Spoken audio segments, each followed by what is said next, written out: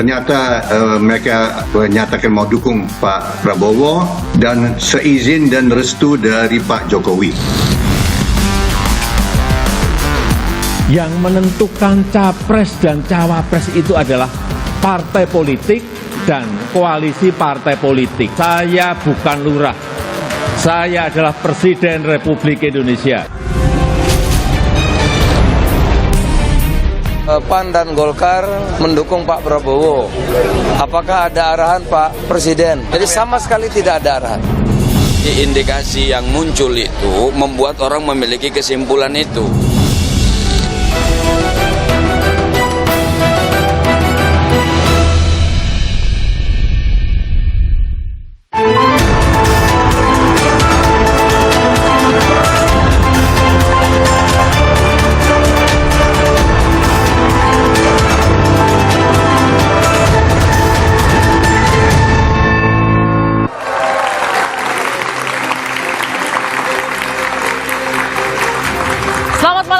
Dalam pidato kenegaraan di depan sidang tahunan Majelis Permusyawaratan Rakyat, Presiden Jokowi menegaskan dia tak ikut campur urusan capres-capresan atau membidani koalisi. Meski demikian, ia mengakui namanya kerap digunakan dengan istilah menunggu arahan Pak Lurah. Meski disampaikan di acara resmi, banyak yang sanksi dengan pernyataan Presiden Jokowi. Pasalnya, banyak ketua umum partai yang mengaku menunggu arahan Jokowi terkait capres atau cawapres yang akan diusung di Pilpres nanti. Jokowi juga dicurigai berada di balik beragam koalisi yang ada jelang kontestasi. Jadi benarkah Jokowi tak ikut campur atau cawe-cawe terkait dengan Pilpres dan terbentuknya koalisi jelang Pilpres pada Februari nanti? Kita akan bahas bersama dengan sejumlah narasumber. Selamat malam dan selamat datang Adian Napitupulu, Wakil Ketua Tim Koordinator Harian Relawan PDIP. Selamat malam Bang Adian. Merdeka. Selamat malam dan selamat datang Ahmad Baidowi, Ketua DPP P3. Selamat malam Mas Owi. Selamat malam dan selamat datang juga untuk Mbak Christina Aryani, Ketua DPP Partai Golkar. Selamat malam. Dan selamat malam, selamat datang juga untuk Valdo Maldini, Staf Sus Menteri Sekretaris Negara. Selamat malam. Assalamualaikum warahmatullahi wabarakatuh. Juga teman-teman mahasiswa dari Universitas Pancasila, Universitas Budi Luhur, UPN Veteran Jakarta, Universitas Indonesia, UIN Syarif Hidayatullah Jakarta. Saudara, inilah Dua Arah. Saya Liviana Charlisa.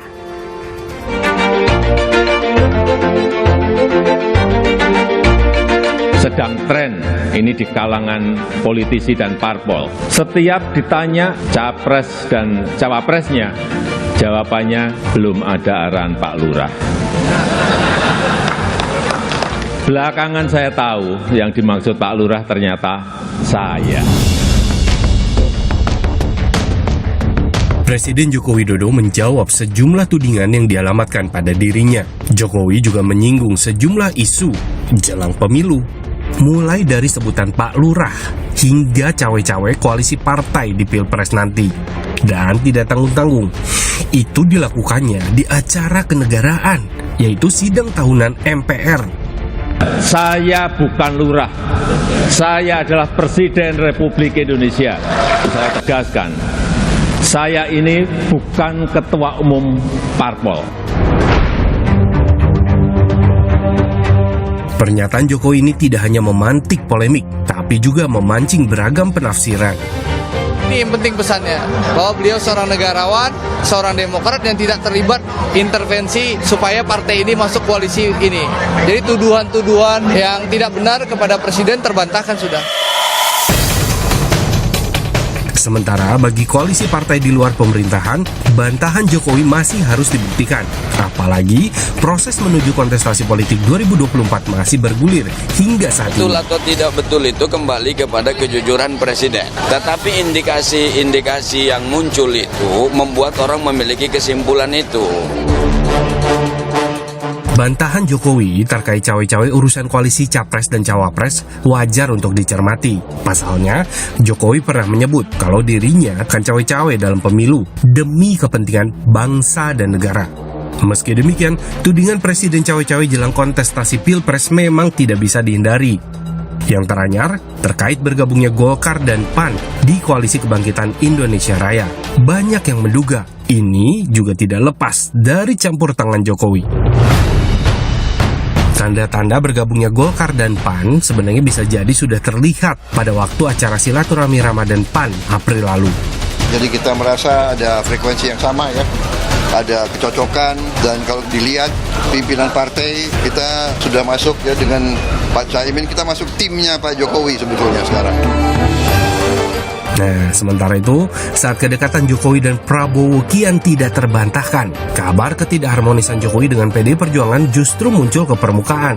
PDI Perjuangan bahkan tidak segan mengkritik kebijakan pemerintahan Jokowi. Benarkah ada manuver Jokowi dalam mengatur komposisi koalisi? Dan mengapa bantahan itu harus disampaikan di pidato kenegaraan?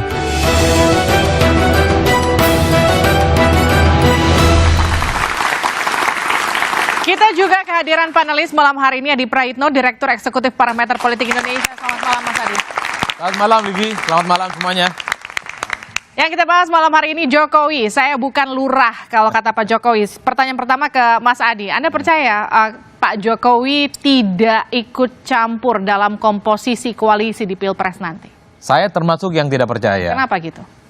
Ada sejumlah tanda-tanda alam yang menegaskan kalau Jokowi itu intervensi dan cawe-cawe. Pertama adalah statement Jokowi sendiri beberapa waktu yang lalu mengatakan bahwa saya akan cawe-cawe. Yang kedua, 4 partai yang tergabung dalam koalisinya Prabowo Subianto ketika berkumpul di kantor Partai Amanat Nasional bulan Ramadan beberapa waktu yang lalu, semua partai ini mengatakan bahwa 4 partai ini adalah satu tarikan nafas, satu orkestrasi dan berada di bawah arahan politik Jokowi. Kemudian kita tahu bahwa dalam Rakornas PAN beberapa waktu yang lalu, Zulkifli Hasan mengatakan bahwa panglima tertinggi itu adalah Jokowi. PAN menjadikan Jokowi sebagai panglima tertinggi yang kemudian itu dimaknai sebagai di mana semua orkestrasi politik PAN itu tegak lurusnya sami'na wa ta'na kepada Pak Jokowi.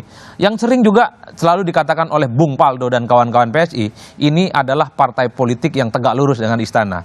Bahkan sehari, 2 hari sebelum Golkar menyatakan dukungan politiknya kepada Prabowo Subianto, Pak Hashim mengatakan Golkar akan segera memberikan dukungan politiknya kepada Prabowo Subianto seizin dan sesuai dengan arahan Jokowi. Apalagi yang mau dibantah? Apalagi yang mau dibantah? Apalagi yang mau dibantah? Kalau gitu ini pertanyaannya saya mau tanyakan ke Mbak Kristina dulu.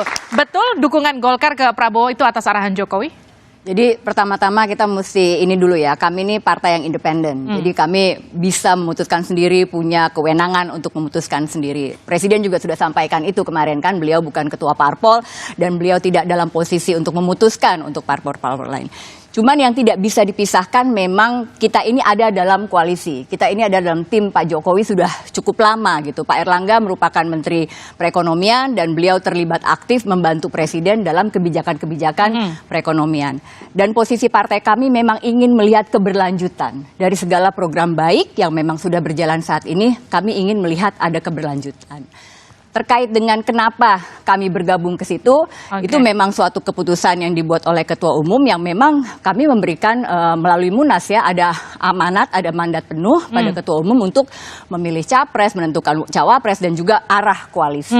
Kami tidak baru-baru ini tiba-tiba langsung bergerak ke sana gitu ya. Jadi komunikasi ini sudah dijalin dengan semua partai.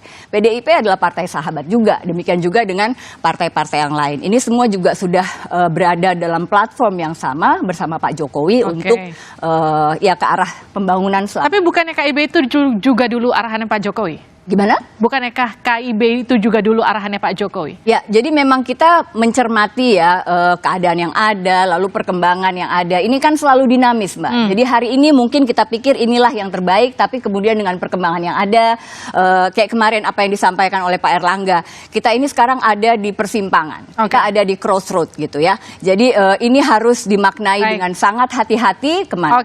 Kalau kemudian kita pilih untuk ke situ saat ini, ya itu merupakan keputusan terbaik yang diambil saat itu keputusan terbaik bagi Golkar. Yang jadi pertanyaan untuk PDIP, Bang Adian. Banyak yang menafsirkan ini Pak Jokowi main di belakang PDIP. Bang Adian merasa seperti itu nggak? Main maksudnya gimana ya? Jadi Pak Jokowi ada di belakang orkestrasi koalisi di Pilpres yang mendukung Pak Prabowo justru. Ini kan menguat ketika Hashim mengatakan bergabungnya Golkar dan PAN itu karena ada restu dan izin Presiden toh. Dan berikutnya besok harinya Presiden membantah itu lalu kemudian dia bantah lagi dalam pidato kenegaraan. Oke, kita bicara bantahan dan bobot bantahan. Oke. Bobot bantahan ketika dia berbicara di doorstop dan konferensi pers biasa, itu akan berbeda ketika dia membantahnya dalam pidato kenegaraan di depan DPR, DPD, duta-duta besar, dan diliput oleh seluruh dunia. Ketika dia bicara membantah dalam pidato kenegaraan, artinya dia inginkan negara bergerak dengan seluruh kekuatannya dan seluruh instrumen negara. Artinya ini bukan pernyataan main-main. Dia ingin mengatakan bahwa saya dicatut, saya diklaim, saya dilibat-libatkan. Oke. Itu yang ini dia sampaikan. Saya menangkapnya seperti itu. Dan dia mau negara sebagai sebuah institusi organisasi besar bertindak terhadap hal seperti itu. Itu sebabnya dia sampaikan dalam pidato kenegaraan. Pidato kenegaraan di depan parlemen ini tidak tentang hal biasa-biasa. Dia harus memenuhi beberapa syarat kepentingannya, nilai besar tidaknya terhadap rakyat, perjalanan negara dan sebagainya. Jadi kalau kita lihat dari pernyataan itu dia sampaikan, sampai hari ini saya masih yakin, masih percaya bahwa dia tidak terlibat dalam pembentukan koalisi-koalisi itu. Oke, Bang Adian percaya bahwa Pak Jokowi tegak lurus. Saya ke Mas Adi. Gimana kalau Anda melihatnya? Ya, saya kira memang indikasi terkuatnya itu soal PAN dan Golkar ya. Bagi saya ini kan tidak ada angin, tidak ada hujan, tidak ada badai, tapi ada kesan begitu mendadak sebenarnya bagi PAN dan Golkar memberikan dukungan politiknya kepada Prabowo Subianto. Tapi kan tadi dari awal, dari Ramadan mereka sudah berkonsolidasi bersama. Betul, tapi ini kan anjang sana anjang sini. Saya tahu persis Erick Thohir itu adalah capres yang di-endorse oleh PAN. Masuk 5 besar nominator cawapres yang sudah dipilih oleh PDIP untuk bisa mendampingi Ganjar Pranowo. Sementara di kubu Prabowo Subianto, Erick Thohir pun tak pernah muncul. Hanya muncul dalam wacana-wacana. Dalam kubu Prabowo Subianto, gembok cawapres itu, the one and only, hanya diberikan kepada PKB dan Muhaimin Iskandar. Nggak ada jalan ceritanya bagi PAN kalau tidak ada intervensi, kalau tidak ada bisik-bisik, kalau tidak ada arahan dari Pak Lurah.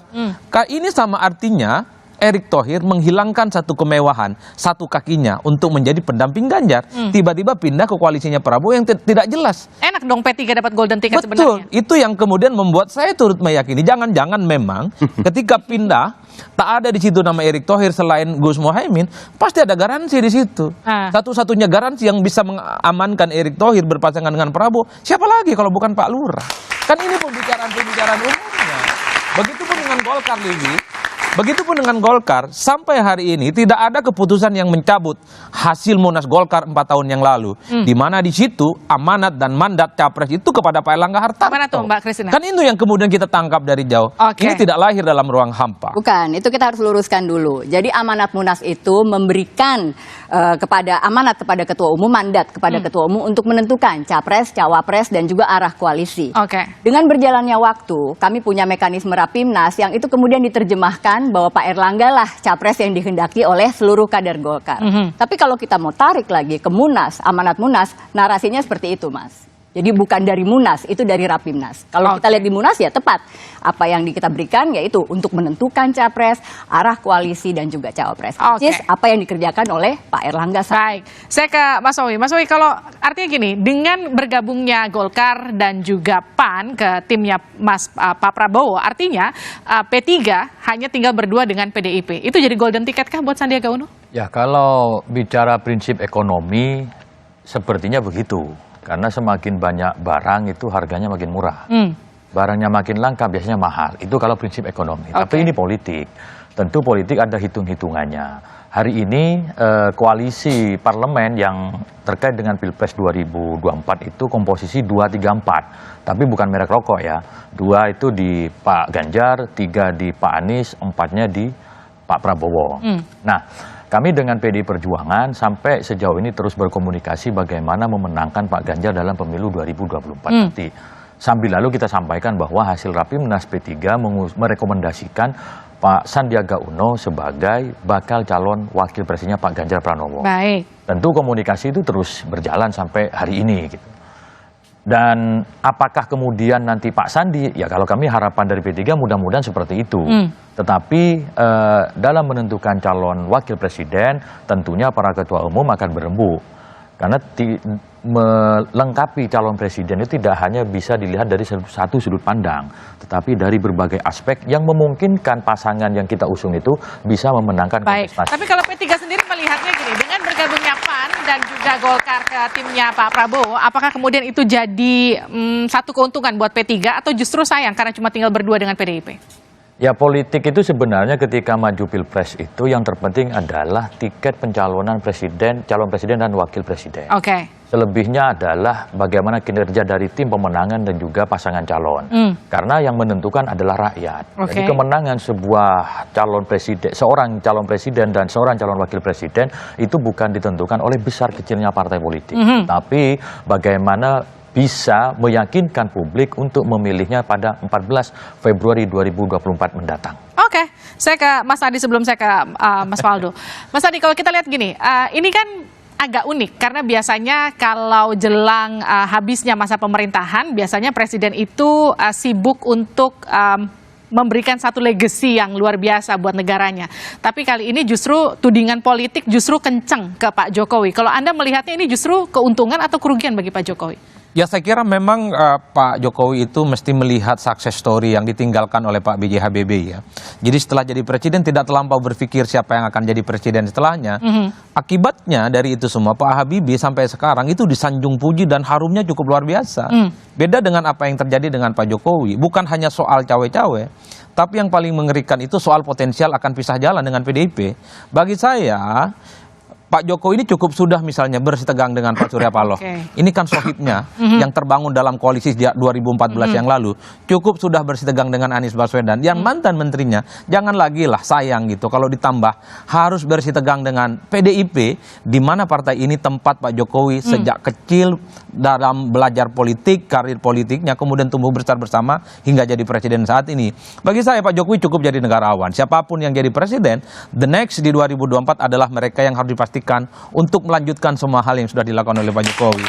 Balik lagi, satu hal yang ingin saya katakan, jangan dikira kita semua ini nggak tahu apa-apa. Semua elit yang bertarung itu setelah bertemu dengan antar elit, bahkan setelah bertemu dengan presiden kan ngomong ke kita hasil obrolannya apa. Oh ini loh bocorannya, harus begini, harus begitu dan terusnya. Politik kita itu seperti rumah kaca, transparan dan terang benderang. Apa yang dibicarakan di istana hari ini 2 detik sekalipun juga bocor ke Livi. Livi ini kan juga pura-pura tidak tahu. Ini mereka ini kan sebenarnya adalah terkonfirmasi sebagai orang yang sebenarnya sudah paham betul soal orkestrasi politik. Saya ke Mas Adian. Mas Adian, artinya gini, jadi mungkinkah Jokowi dan PDIP akhirnya bisa jalan nanti? Nanti dijawabnya usai jeda di gini luar. Loh, kan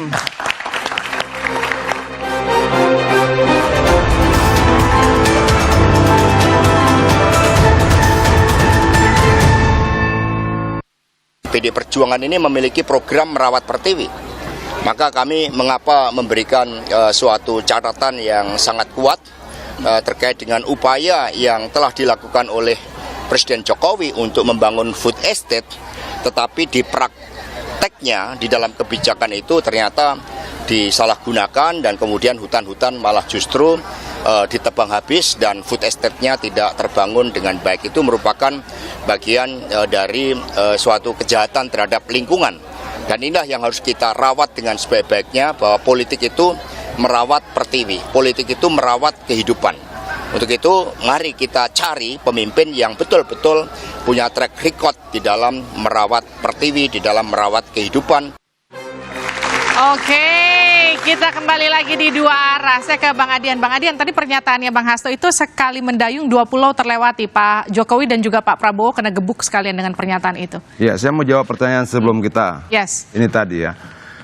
Jokowi itu orang yang biasa-biasa saja, bukan orang kaya raya, bukan anak siapa-siapa, tetapi kemudian dia menjadi wali kota 2 kali, menjadi gubernur, menjadi presiden 2 periode. Lalu anaknya menjadi wali kota dan menantunya menjadi wali kota Medan. Ini keistimewaan yang tidak pernah didapatkan oleh siapapun di PD Perjuangan, termasuk oleh anak cucu Bung Karno. Kalau kita lihat seberapa besar sayangnya Ketua Umum kita pada Jokowi, kita lihat dari kesempatan demi kesempatan yang diberikan. Sebegitu besarnya lah sayangnya Ketua Umum kita. Dari situ saya percaya Jokowi tidak mungkin meninggalkan PD Perjuangan. Jokowi orang baik. Valdo dulu salah satu yang anti Jokowi. Dia pernah bilang bahwa kita tidak mungkin makan beton, ngapain bangun infrastruktur. Sekarang bersama-sama Jokowi Siapa di Mensesnek. Oke, Prabowo dulu lawannya, sekarang menjadi pembantu, dan nanti dia mungkin sedang berharap menjadi pewaris Jokowi. Kira-kira itulah kebaikan Jokowi. Kebaikan itu begitu luar biasanya menurut saya, dan saya akan sangat sedih ketika kemudian dia meninggalkan partai ataupun ketua umum hanya karena hal-hal yang berbau kekuasaan. Bagaimanapun juga kebaikan harus dibalas dengan kebaikan. Dia biarkan kemudian orang memusuhi dia, mengkritik dia, dan sebagainya. Tetapi dia juga harus memberikan ruang bagi partai mengkritik dia. Termasuk pernyataan sekjen kita tadi. Yang dikritik adalah program yang dijalankan. Bukan programnya, tapi dijalankan karena gagal. Kenapa harus dikritik? Ada anggaran terbuang di situ. Ada pohon ditebang di situ. Ayo kita data berapa pohon yang ditebang. Pohon-pohon itu ketika dikonversi dengan rupiah berapa besar uangnya. Lalu kemudian dia menjadi kering kerontang. Tidak bermanfaat buat siapapun, menciptakan panas lebih banyak, kegersangan dan sebagainya. Nah, menurut saya ini harus kita kritik. Kenapa? Ini untuk rakyat. Baik. Tepuk tangan untuk Bang Adian. Saya ke Valdo. Mas Valdo, jadi ini konteksnya kritik membangun dari partai koalisi atau partai pengusung pemerintah, atau justru ini kritik yang bernuansa politis Anda melihatnya untuk menuju 2024? Iya, kami kira seorang teman yang baik itu bukan yang membiarkan kita jatuh ke jurang gitu, tapi yang ngasih tahu kalau memang ada kesalahan harus diingatkan. Dan dalam hal ini kami kira partai politik ya adalah orang yang telah mengantarkan Pak Jokowi. Pasti pengen Pak Jokowi itu deliver pekerjaannya. Bahkan ya Bang Adian juga di DPR, Pak Masinton, Pak Owi, Bu Kristina juga bahkan kami kira kalau nggak ngeritik kami kira aneh juga. Karena kan tugasnya harusnya ngeritik eksekutif, seharusnya. Tapi terlepas dari itu Mbak Livi, yang kami lihat hari ini memang apa yang terjadi memang rada-rada sering menyerempet sama asumsi-asumsi, taksiran. Tadi Pak Adi bilang Pak Jokowi cawe-cawe, Bang Adian bilang Pak Jokowi nggak cawe-cawe. Oke deh, kita tengahi aja. Memang Pak Jokowi cawe-cawe, tapi untuk urusan demokrasi yang lebih sehat, pilpres yang lebih baik, pemimpin yang akan datang adalah pemimpin yang baik. Bukankah kalau ada kompetisi yang sehat, kita pasti akan dapat best talent nih, akan memimpin republik ini. Itu satu. Yang kedua, menurut hemat kami, bahwa politik juga masalah kenegaraan. Pasti presiden juga berpikir tentang bagaimana apa yang telah dibuat di pemerintahan era ini, di negara ini itu berlanjut. Kalau misalnya dituduh, adanya deklarasi karena Pak Presiden Jokowi, kami kira nggak mungkin lah. Partai Golkar, partai puluhan tahun, ya kan? Partai ini partai puluhan tahun. Ketumnya udah bangun kekuatan dari tahun lalu. Terus tiba-tiba gara-gara arahan lurah gitu, terus ikut. Kami kira itu tidak masuk akal. Tapi kalau Pak Prabowo tadi bilang di bulan Ramadan kemarin kan dia udah menyatakan bahwa 4 partai ini kita timnya Pak Jokowi. Itu maksudnya gimana? Ya itu bisa jadi hasil interpretasi kan, hasil interpretasi, dan kami kira itu sah-sah saja di politik. Valdo, sorry Mbak. Ini bukan interpretasi, ini pernyataan Valdo. Gini. Pernyataan Hasim, ada izin, ada restu. Pernyataan Prabowo, timnya. Jadi lu tidak bisa bilang ini interpretasi. Aku lanjutin dikit boleh Bang? Sebentar. Siap. Bedakan antara interpretasi dan pernyataan. Ini pernyataan clear. Pertanyaannya adalah, kalau betul Presiden Jokowi tidak berpihak dan tidak cawe-cawe dalam pembentukan koalisi, kalian harus memaksa Hasim meralat ucapannya. Karena itulah awal mulanya. Ucapan itu merendahkan posisi Jokowi sebagai presiden yang mengurus negara, jadi mengurus partai-partai gitu. Mungkin nggak itu dilakukan meralat itu, kalian menyetujui itu. Aku ingin lanjutin ya, Bang Adian. Sebelum sampai sana, jadi ketika mereka ketemu presiden, mereka ngadep, kan ada interpretasinya. Nah kami kira hal-hal seperti itu bisa benar bisa salah. Interpretasi, namanya juga interpretasi. Nah, ada yang menginterpretasikan bahwa presiden menyuruh begini, menyuruh begitu. Nah, tapi lagi-lagi Bang Adian mohon izin, itu pasti harus ditanyakan ke pihak yang mengklaim ini arahan lurah, gitu.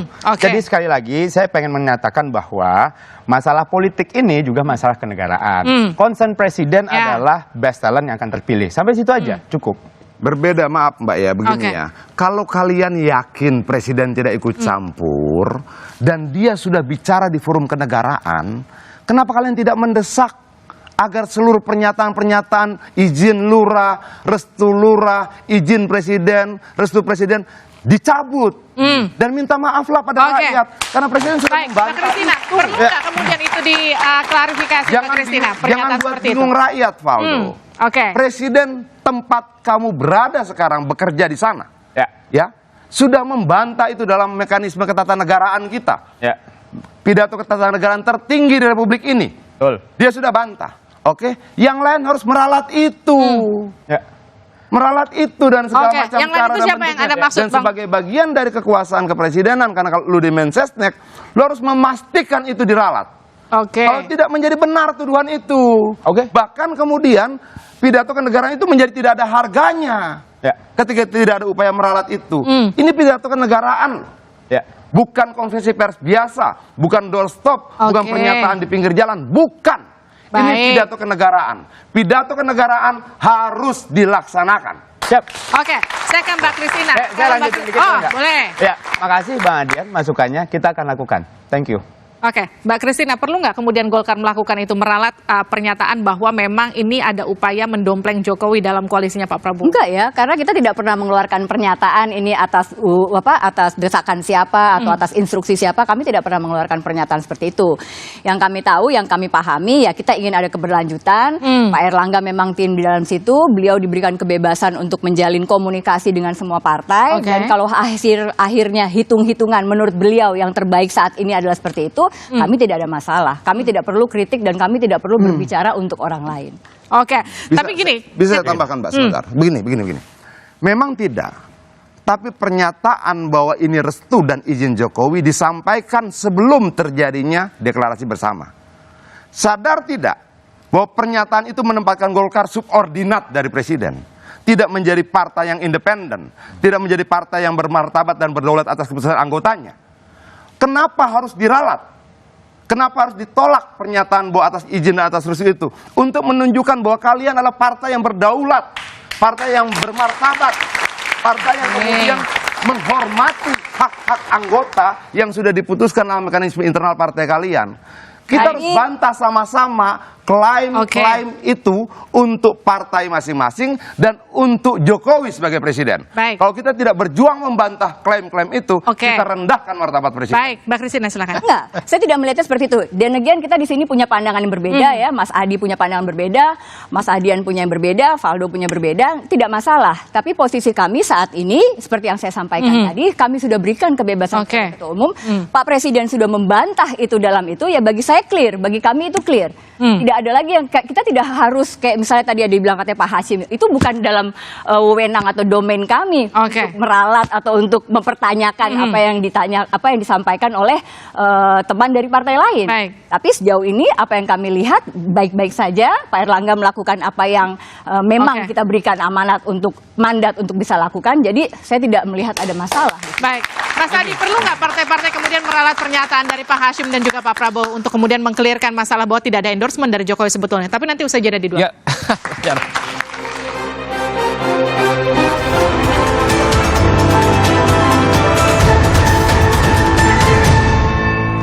Anda kembali bersama kami di Dua Arah. Joko Widodo, saya bukan lurah, pernyataannya ke Mas Adi. Jadi perlu nggak Pak Jokowi mengklarifikasi atau memberikan statement yang lebih clear terhadap orang-orang yang kemudian menyatakan dapat endorsement dari Pak Jokowi? Ya, saya kira tidak perlu bagi elit dan partai politik yang menganggap Jokowi ini presiden dan cukup serius dengan klarifikasinya saat pidato kemarin di MPR. Mestinya partai-partai politik yang selalu mengklaim atas nama Jokowi, yang selalu mengatasnamakan atas dasar instruksi Jokowi, itu tidak mengulangi lagi, dan yang paling penting supaya tak ada foto-foto Jokowi di mana-mana bareng capres tertentu. Kan itu saja kuncinya. Ini kan sebagai bentuk penegasan kalau Jokowi memang tidak melakukan apapun dalam konteks konfigurasi Pilpres ya. Tapi yang kedua ini yang cukup luar biasa. Bang Adian ini saya kira cukup luar biasa tingkat kesabarannya. Saya kira Bang Adian tahu apa yang dilakukan oleh Jokowi ya. Bagaimana ada manuver, ada pertemuan ya di kantor DPP PAN, kemudian mengarahkan untuk mendukung Prabowo Subianto misalnya. Tapi tak ada kritik yang begitu agresif sebagaimana halnya Bang Adian adalah mantan aktivis 98 gitu ya. Saya membayangkan Bang Adian itu menyerang habis-habisan Jokowi. Saya hakul yakin Bang Adian pasti tahu manuver yang sudah dilakukan oleh Gimana Jokowi. tuh Bang Adian? Tapi ini hebatnya. Saya kader partai. Nah, Saya tetap akan menunggu perintah dari partai bagaimana harus bersikap. Kita percaya bahwa kekuatan rakyat itu akan lebih nyata dalam tindakan ketika dia terorganisir. Dan partai adalah pengorganisasian rakyat, itulah sesungguhnya. Tapi yang saya sampaikan adalah siapapun yang mengaku sebagai orangnya presiden punya satu tugas. Mengamankan seluruh pernyataan-pernyataan presiden menjadi kenyataan. oke. Kalau dia bilang saya tidak pernah memberikan restu, seluruh orang yang mengaku dirinya sebagai orang presiden harus memastikan itu tidak terjadi. Semua yang pernah mengklaim harus meralat seluruh ucapannya. Kalau itu tidak terjadi, maka pengakuan sebagai orang presiden bohong. Mas Owi, Anda setuju? Ya, pernyataan yang menyatakan bahwa Presiden cawe-cawe atas restu membentuk koalisi itu bentuk pelecehan kepada partai politik. Karena partai politik sebagaimana disampaikan oleh Christina tadi memiliki hak independen. Itu diatur di Undang-Undang Partai Politik. Jadi mana ada partai politik diatur-atur oleh orang yang tidak jadi ketua umum. Saya kira pidato presiden sudah clear. Ya tergantung, harusnya pihak-pihak yang dituding diatur-atur oleh seseorang itu merasa tersinggung. Bahwa dirinya sebenarnya tidak bisa diatur-atur, tapi kemudian dituduh diatur-atur. Nah, pernyataan dari presiden dalam pidato kenegaraan itu untuk memastikan bahwa beliau tidak ikut-ikutan. Nah, kembali kepada persoalan pertemuan di rumah PAN pada bulan Ramadan kemarin. Kalau itu dimaknai bahwa semuanya diarahkan untuk dukung Prabowo, tidak benar. Karena P3 tidak mendukung Prabowo. P3 hadir acara waktu itu. Kalau memang itu diarahkan, harusnya teorinya 5 partai ke sana semua. Tapi enggak, P3. Ternyata enggak. P3 bersama PDI menjalin kerjasama politik untuk mendukung Ganjar Pranowo. Nah, hal itu semakin memastikan bahwa apa yang disampaikan Presiden Jokowi di pidato kenegaraan itu clear gitu. Kalau kemarin KIB itu memang clear terpecah atau memang bagi tugas satu ke PDIP, satu ke Prabowo? Dua ke Pertama, kami ingin meralat mengkoreksi pernyataan Livi di awal bahwa KIB dikreasi oleh Jokowi. Sama sekali tidak benar. Oh enggak ya? Bahwa kemudian KIB terbentuk melapor kepada Presiden Jokowi itu benar. Karena apa? Waktu itu ketua umumnya adalah menteri-menterinya Pak Jokowi. Sehingga menyampaikan informasi terkini terkait dengan perkembangan politik karena beliau adalah menterinya Jokowi, hal yang wajar. Terus hari ini KIB secara faktual memang belum bubar karena belum ada deklarasi pembubarannya. Yang ada itu deklarasi pembentukannya. Deklarasi pembubarannya belum ada, maka kemudian KIB hari ini menjadi forum komunikasi politik di antara 3 partai yang pernah ada di dalamnya. Soal kemudian berbeda arah politik, itu kembali lagi kepada kedaulatan masing-masing partai politik.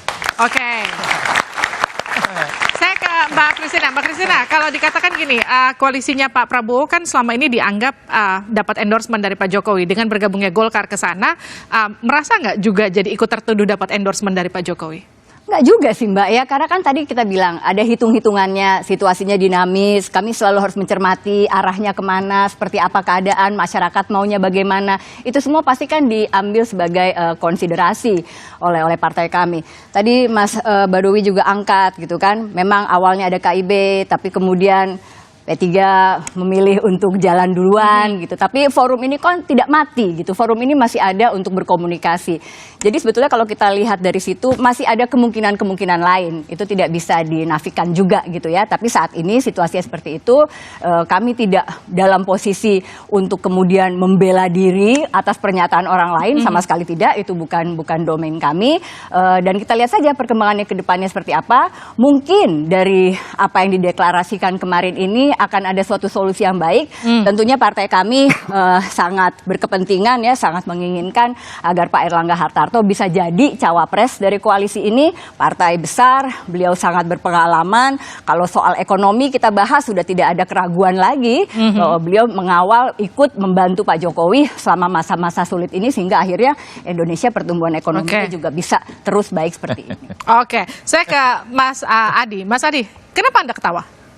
Ya agak lucu sih menurut saya. Sebenarnya Kalau bicara tentang Jokowi yang selalu dituduh cawe-cawe, yang paling banyak dirugikan itu sebenarnya adalah PDIP dan Bang Adian Apitupulu. Kenapa gitu? Karena babak belurnya pasti PDIP dan pasti Jokowi. Tapi Jokowi tetap saja dibela. Seakan-akan Jokowi tidak pernah intervensi dan tidak pernah cawe-cawe. Jadi tutup mata kan mereka? Bukan tutup mata. Sepertinya apa yang dilakukan oleh Jokowi ini masih dalam batas biasa-biasa saja. Bagi saya, kalemnya PDIP ini mengindikasikan 3 hal. Pertama misalnya, bagi PDIP keluar masuk elit partai bahkan orang penting di PDIP ini perkara biasa. Dan mereka setelah pisah jalan dari PDIP nggak jadi apa-apa juga gitu ya.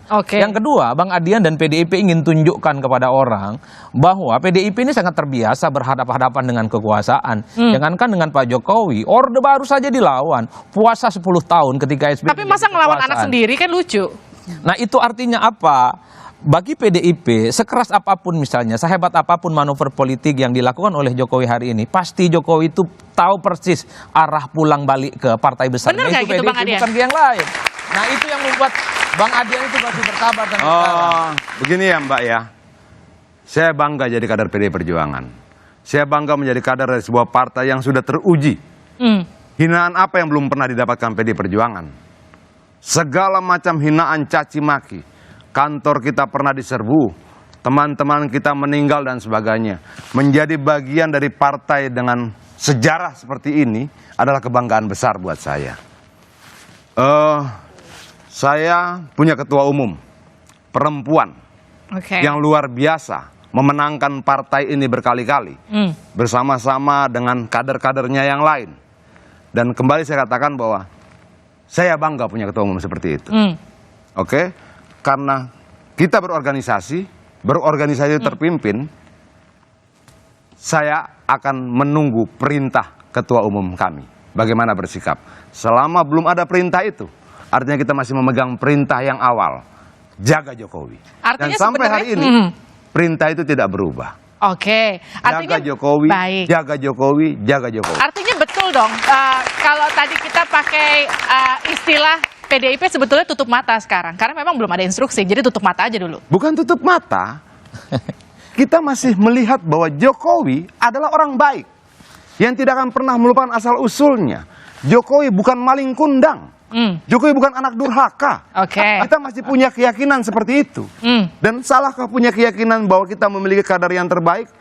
Orang yang mendapatkan keistimewaan luar biasa. Bahkan anaknya dapat jabatan, diperjuangkan. Ibu kita ketua umum ikut berkampanye bahkan untuk anaknya. Kita diperintahkan ke Sumatera Utara berkampanye untuk menantunya.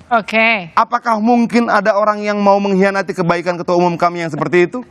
Menurut saya tidak mungkin. Dan kami masih yakin Jokowi orang baik. Livi, saya mau komentar Livi. Gimana? Saya sebenarnya cukup melihat dan menangkap satu amarah yang cukup luar biasa dari Bang Adian itu. Tapi ditahan ya. Itu bentuk amarah yang menyebut berulang kali Jokowi ini dari PDIP, anak mantunya dari PDIP. Masa iya sih harus pisah jalan di 2024? Nah itu yang saya sebutkan tadi. Giliran buruknya gitu ya, cawe-cawenya Jokowi yang babak belur PDIP, tapi giliran untungnya didapatkan kubu Prabowo Subianto. Akibat endorsement itu kemudian elektabilitas Prabowo kan merangkak naik. Kemudian secara sejajar dengan Pak Ganjar Pranowo. Inilah yang saya sebutkan. Kalau mau jujur sebenarnya pernyataan Bang Adian Apitupulu kan bentuk amarah. Bahkan ketika karena belum ada instruksi dari ketua umum katanya. Betul. Kita paham betul kader PDIP itu sudah mendidih darahnya itu. Tanduk-tanduk bantengnya itu hampir keluar. Cuman karena tidak ada instruksi untuk melakukan serangan apapun masih diam. Pak Hasto ngomong loh. Perlahan sudah mulai mengkritik soal food estate, soal manuver kekuasaan di judicial review. Oh ini sebenarnya kalau ingin melihat amarah PDIP yang sesungguhnya tunggu. Kalau ada instruksi bahwa seluruh menterinya dicabut dari kabinet, wah itu amarah betul itu. Sekarang gini pertanyaan saya gini, apakah kemudian pidato Jokowi di DPR MPR kemarin menyatakan saya bukan lurah itu sebetulnya untuk mengademkan PDIP? Nanti dijawabnya sejenak di 2.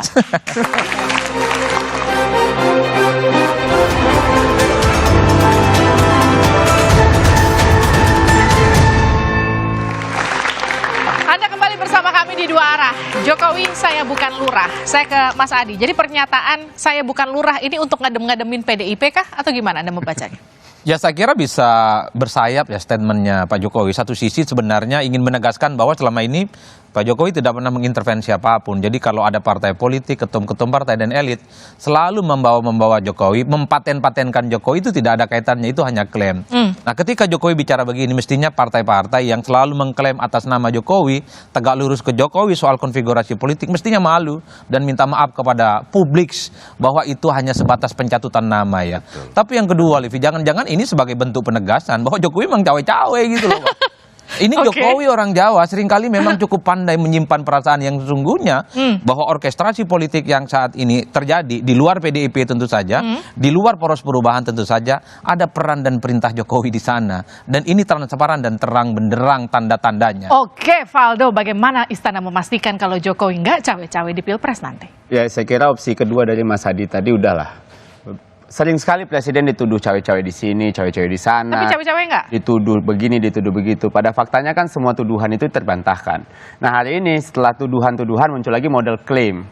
Next kita nggak tahu lagi model apa yang digunakan agar membawa legitimasi presiden.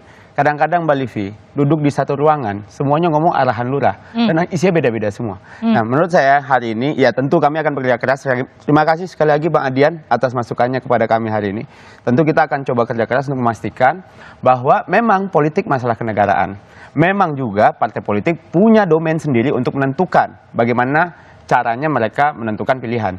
Tapi yang jelas, menurut kami juga, Pak Jokowi hari ini, dengan kepuasan hari ini, juga menjadi acuan para partai politik. Jadi oleh karena itu, menurut kami, mari kita sama-sama kawal. Terima kasih untuk seluruh masukannya kepada Presiden Jokowi. Bisa saya tambahkan? Begini, dulu ada pencatutan nama Presiden. Soal Freeport. Papa minta saham. Papa minta saham. 2000. Dan saat itu, Kapolri sangat tegas.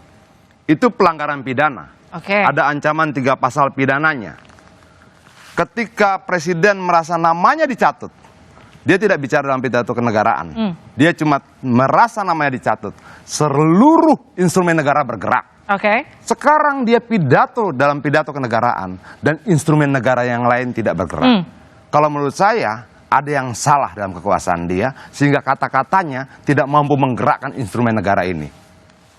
Mas Owi? Itu penting. Ya, memang harus ada ketegasan ya supaya situasi ini tidak terus terulang. Karena kita akan menghadapi pemilu ini kira-kira 7 bulan ke depan. Publik sudah capek ya selalu disuguhkan dengan klaim-klaim seperti itu. Kita saatnya memastikan bahwa presiden berdiri pada koridor yang benar sebagai kepala negara. Soal beliau menjadi kader salah satu partai, yakni PDI Perjuangan, itu kan nggak bisa dipungkiri.